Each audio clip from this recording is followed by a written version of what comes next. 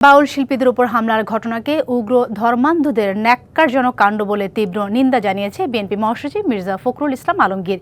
এই ধরনের হিংসার পথ বেছে নেওয়া কারোর জন্যই কাম্য নয় জানিয়ে ঘটনার সুষ্ঠু তদন্তের দাবি করেন তিনি। দুপুরে ঠাকুরগাঁও বিএনপির কার্যালয়ে উদ্বোধন শেষে সাংবাদিকদের তিনি একথা বলেন। এদিকে ঢাকায় কড়াইল বস্তিতে আগুনে ক্ষতিগ্রস্তদের পাশে সরকারকে দাঁড়ানোর আহ্বান জানান মির্জা ফখরুল।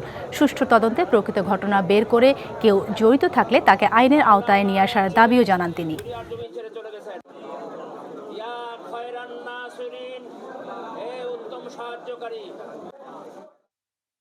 কড়াইল বস্তিটা সবচেয়ে বড় বস্তি, দরিদ্র মানুষগুলোর জন্য একটা চরম আঘাত। আমি সরকারের কাছে দাবি করব, সরকার যেন এদের ক্ষতিপূরণের ব্যবস্থা করেন। প্রকৃতপক্ষে কোনো ব্যক্তি দায়ী হয়ে থাকে তাহলে তাকে আইনের আওতায় নিয়ে আসার জন্য আমি দাবি। মাঠে ঘাটে প্রান্তরে বাউল গান গেয়ে বেড়ায়, তাদের উপরে হামলাটা এটা একটা উগ্র ধর্মান্ধদের হামলা বলে আমি মনে করি।